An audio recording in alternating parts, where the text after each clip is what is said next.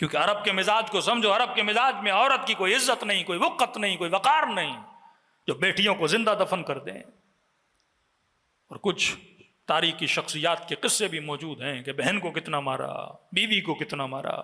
مطلب عورت پہ ہاتھ اٹھانا ایک بہت نارمل چیز تھی کہ آج ہمارے معاشرے میں کوئی عورت بولے کہ شوہر نے مجھے مارا ہے تو یہاں برا مانا جاتا ہے، لیکن عرب کے معاشرے میں اگر کوئی یہ بولے کہ شوہر نے مارا ہے تو کہتے ہیں یہ کوئی بڑی بات نہیں ہے۔ جو بیٹیوں کو زندہ دفن کریں گے، یا رسول اللہ بیٹی نے انگلی پکڑی ہوئی تھی، میں مٹی کو ڈال رہا تھا، یہاں تک کہ آہستہ آہستہ اس کا ہاتھ ڈھیلا پڑ گیا، اپنے ہاتھوں سے دفنا کیا گیا۔ وہ معاشرہ بدو نشین معاشرہ۔ اب جب سنتے ہو کہ سیدہ زینب کو تازیانے مارے گئے، آج کے معاشرے میں یہ سن کے بہت بڑی بات لگتی ہے کہ غلاف شمشیر سے نبی کی بیٹی کے ہاتھوں پہ مارا جا رہا تھا۔ عرب بدو کے لیے کوئی بڑی بات نہیں تھی، کیونکہ ایک غیر مہذب معاشرہ، بدوؤں کا معاشرہ۔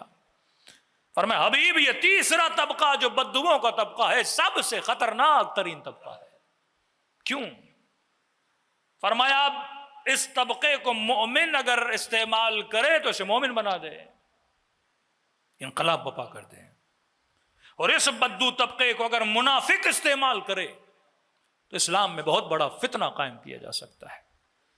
چلے جائیے پاکستان کی تاریخ میں 1978 سوویت یونین کس گروہ کو سب سے زیادہ استعمال کیا گیا رشین فورسز کے لیے؟ وہ پاکستان کا بدو طبقہ۔ بدو کوئی بری بات نہیں ہے، بدو ایک سادہ لوہ لو جن تک ابھی تک معرفت علم پہنچا نہیں ہے۔ کس طبقے نے ان کو استعمال کیا؟ وہ منافق مولوی کس مکتب کی فکر لے کر آئے؟ وہی مکتب جس مکتب میں قبروں کو گرانا واجب مانا جاتا تھا، مسلمان کو بدعتی اور مشرک کہنا صحیح مانا جاتا تھا، گلوں کو کاٹنا صحیح مانا جاتا تھا۔ یشترون بآیات اللہ ثمنا قلیلا، جو تھوڑے پیسوں میں اللہ کی آیتوں کو بیچنا شروع کر دیتے ہیں۔ فکر بن باز، فکر بنو امیہ کو لے آیا گیا، منافق مولویوں کو خریدا گیا اور بدو طبقے کو استعمال کیا گیا۔ زیادہ تر کن علاقوں سے تھے؟ وہ کے پی کا علاقہ، وہ بلوچستان کا علاقہ، وہ گلگت بلتستان کی طرف چلے جائیں، جو پہاڑوں میں لوگ رہتے ہیں، جن کے پاس اسکول نہیں پہنچے، ایجوکیشن نہیں پہنچی، ٹی وی نہیں پہنچا، سوشل میڈیا نہیں پہنچا، بس کہہ دیا کہ اگر ایک کو مار دیا تو جنت، دو کو مار دیا تو پوری فیملی جنت۔ گلا کاٹنا عبادت، اعضائے بدن کو کاٹنا عبادت، عزتوں کو پامال کرنا عبادت۔ یہ وہی فکر جو فکر یزیدی تھی کہ یہ بدو طبقہ، اس بدو طبقے نے اسلام کو سب سے زیادہ نقصان دیا۔ استعمال کس نے کیا؟ منافق طبقے نے۔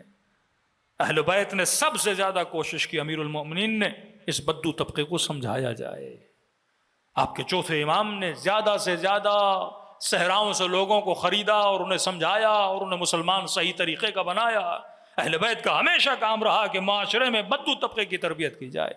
کسی بھی معاشرے میں ایک ان پڑھ طبقہ سب سے زیادہ نقصان دہ ہوتا ہے، کیونکہ اسی طبقے کو خریدا جاتا ہے، اسی طبقے کو استعمال کیا جاتا ہے، اسی طبقے کے ضمیر کو خریدا جاتا ہے، اسی طبقے کو پیسے دے کے ان کے وجود کو خریدا جاتا ہے۔ تبھی معصوم فرماتے ہیں جہاں جہالت ہے وہاں معرفت نہیں ہے، جہاں جہالت ہے وہاں اہل بیت کی شناس نہیں ہے، اور جہاں علم ہے وہاں امیر المومنین کی معرفت ہے۔